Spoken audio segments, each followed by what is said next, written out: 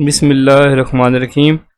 PHP operators ये क्या होते हैं जी? क्योंकि हमारे प्रोजेक्ट में ऑपरेटर्स यूज़ हुए हैं तो इसलिए आज हम थोड़ा सा डीपली इसको स्टडी करेंगे। आज की जो क्लास है वो सिर्फ ऑपरेटर के ऊपर होगी क्योंकि इसमें काफ़ी ऑपरेटर्स हैं। तो ये हमारे ऑपरेटर्स जो है ना पीएचपी में यूज़ होते हैं। अर्थमेटिक है, असाइनमेंट ऑपरेटर है, कंप्रेशन ऑपरेटर है, उसके बाद इंक्रीमेंट और डिक्रीमेंट ऑपरेटर होते हैं, लॉजिकल ऑपरेटर है, स्ट्रिंग ऑपरेटर है, एरे ऑपरेटर है और कंडीशनल ऑपरेटर्स यूज़ होते हैं।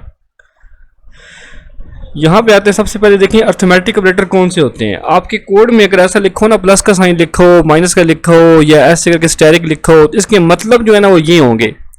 मतलब ये जो प्लस का साइन होगा ये एडिशन के लिए यूज़ होता है। जैसे आप नॉर्मल आप यूज़ करते हो प्लस माइनस, ये सेम टू सेम वैसे ही है। मतलब यहाँ पे एक वेरिएबल दिया होगा, यहाँ पे दूसरा वेरिएबल, दरम्यान में जो भी अलामत होगी या जो भी साइन होगा वो उसको हम कहेंगे अर्थमेटिक ऑपरेटर। ठीक है। अब ये प्लस का साइन है तो मतलब एडिशन के लिए हम यूज़ करते हैं, ये सब्ट्रैक्शन के लिए यूज़ होता है। उसके बाद ये मल्टीप्लाई के लिए यूज़ होता है और नीचे फिर डिवीजन के लिए यूज़ होता है। फिर मॉडुलस होता है कि जो रिमाइंडर आपका बच जाता है। जैसे फॉर एग्जांपल अगर यहाँ पे 6 है, 10 में से 6 निकालें तो कितने बचते हैं जी? वो ये है। ठीक है। उसके बाद आगे चलते हैं, ये होता है जी एक्सपोनेंशन। इसमें क्या होता है कि आपने 10 को यहाँ पे स्टार का मतलब ये बनता है कि x की वैल्यू है 10, ठीक है, और यहाँ पे y जो है वो उसकी वैल्यू है 3, तो मतलब 10 को आपने 3 दफ़ा जो है वो मल्टीप्लाई करना है। जैसे कि ये 10 मल्टीप्लाई बाय 10 मल्टीप्लाई बाय 10 3 दफ़ा करेंगे तो आपका जो है 1000 जो है वो ये आंसर आएगा। इसका ये डबल स्टेरिक का जो है वो ये मतलब होता है।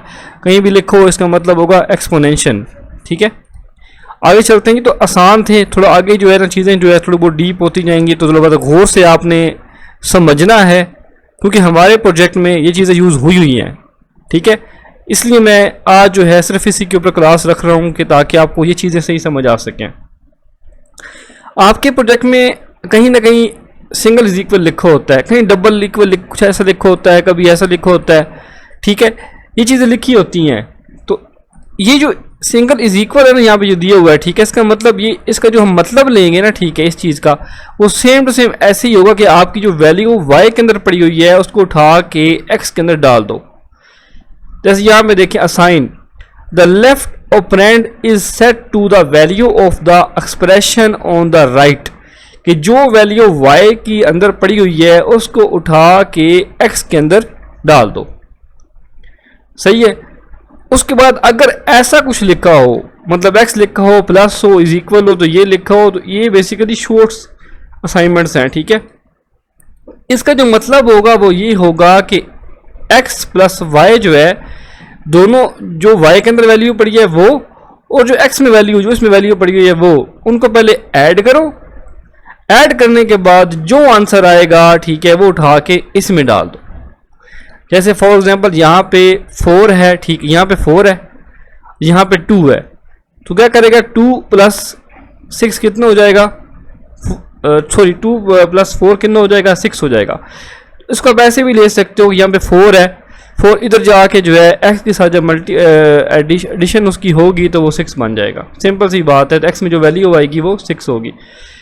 ऐसे ही सेम टू सेम है कि जो वैल्यू यहाँ पे पड़ी हुई है उसको पहले सब्ट्रैक्ट करो और करने के बाद इसमें असाइन कर दो। सेम टू सेम बाकी चीज़ें भी ऐसे ही हैं।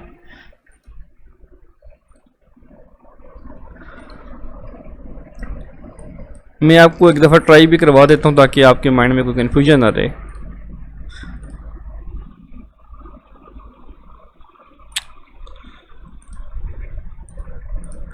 ये देखें जी, x इज इक्वल टू 5 है और फिर x स्टेरिक 6 है, तो x की जो वैल्यू होगी वो क्या होगी?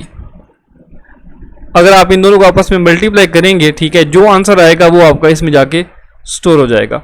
तो ये बेसिकली आपकी जो वैल्यू आएगी वो 30 आएगी। 5 6 आर 30। सेम टू सेम आगे ऐसे ही है, तो अब ऐसे ही इसको निकालेंगे। ये क्या थे? असाइनमेंट ऑपरेटर्स से। आगे आते हैं कंप्रेशन ऑपरेटर। ठीक है। ये ज़रा गौर से समझना है, ये बड़ी इंपॉर्टेंट चीज़ें हैं। सिंगल इज इक्वल मैंने बता दिया कि जो वैल्यू इस साइड पे पड़ी होगी वो उठा के इसमें आपने डाल देनी है। लेकिन जब डबल इज इक्वल लिखा हो तो इसका मतलब ये नहीं होगा कि जो वैल्यू इधर पड़ी हुई है उसको उठा के इसमें डाल दो, इसका ये मतलब नहीं होगा। इसका मतलब ये होगा कि आपकी जो वैल्यू इस साइड पे पड़ी हुई है वो इस साइड की वैल्यू के बराबर होनी चाहिए, मस्ट बी इक्वल टू होनी चाहिए, ठीक है। उसके बाद एक और बात भी है, ज़रा मैं आपको ज़रा इसको ओपन करता हूँ, दिखाता हूँ आपको। एक चीज़ आपने गौर से देखनी है, यहाँ पे जो x की वैल्यू है ना वो है इंटीजर, और यहाँ पे y की जो वैल्यू है वो है स्ट्रिंग। डबल कोटेशन में मैंने कहा था कि जो भी चीज़ आप लिखोगे वो बन जाएगी स्ट्रिंग, ठीक है। और जो ये वाली है ये इंटीजर है, मतलब इसकी जो वैल्यू है वो तो सेम है, लेकिन डाटा टाइप क्या है, वो इनकी मुख्तलिफ है, वो डिफरेंट है। यहाँ पे इंटीजर है, यहाँ पे स्ट्रिंग है, इधर भी 100 है, इधर भी 100 है। ये जो डबल इज इक्वल होगा ना, ये यहाँ पे तो वैल्यू करेगा ट्रू, इसने ट्रू कर देना है। लेकिन जब ट्रिपल इक्वल की बात आएगी, इसको कहते हैं आइडेंटिकल, ठीक है, जब इसकी बात आएगी तो ये इसको फॉल्स करेगा, ठीक है, ये फॉल्स कर देगा। यहाँ पे देखें इसने जो आंसर दिया है वो फॉल्स दिया है। उसकी वजह ये है कि यहाँ पे जो वैल्यू है वो तो सेम है, लेकिन डाटा टाइप जो है ना वो इनकी है मुख्तलिफ।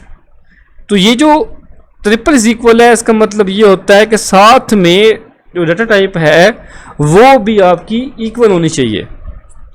मैं यहाँ पे अभी इसको यहाँ से करता हूँ रिमूव, इसको भी यहाँ से करता हूँ रिमूव। अब दोनों की डाटा टाइप जो है वो भी सेम हो गई है और वैल्यू भी सेम है। अब आंसर आना चाहिए था, अब आंसर ट्रू आएगा, ये देखिए, सही है। तो इसका मतलब होता है कि दोनों चीज़ें ट्रू हों। आगे चलते हैं जी, नॉट इक्वल टू। यहाँ तक कोई क्वेश्चन अगर ऐसा पूछ सकते हो भाई, समझ अगर नहीं आई तो,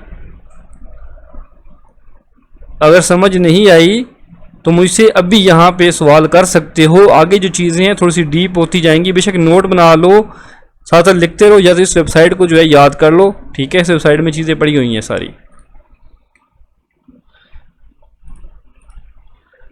समझ आ रही है सबको?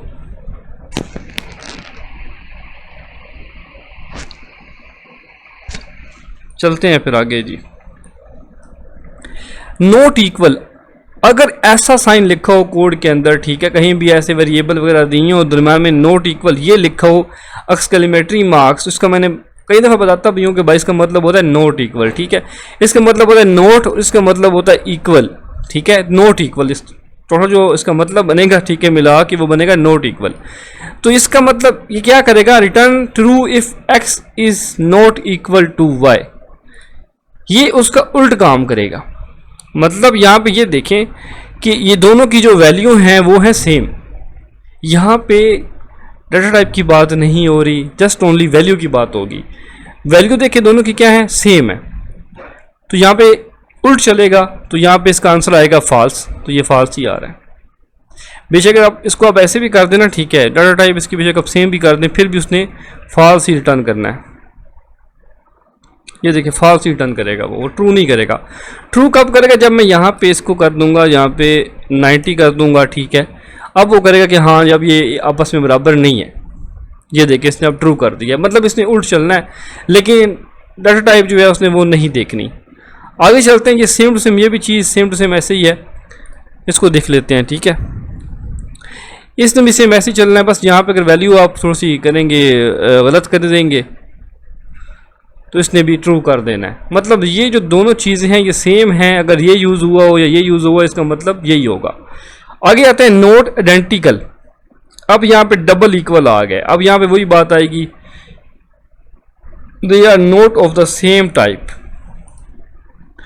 अब यहाँ पे देखें दोनों की जो वैल्यूज़ हैं ना, ठीक है, वो भी मतलब बराबर हैं, वो बराबर है। चलो एक तो इनकी समझ आएगी, ठीक है, ओके है, लेकिन जो टाइप है ना वो इनकी है जी मुख्तलिफ है, ठीक है। तो उसने क्या कर दिया, ट्रू कर दिया, उल्ट कर दिया है। अगर अच्छा, अगर मैंने ना यहाँ पे वैल्यू भी इसकी जो है वो सेम कर दी है और टाइप भी सेम कर दी है, अब जो है ना ये चलेगा और ये फॉल्स करेगा।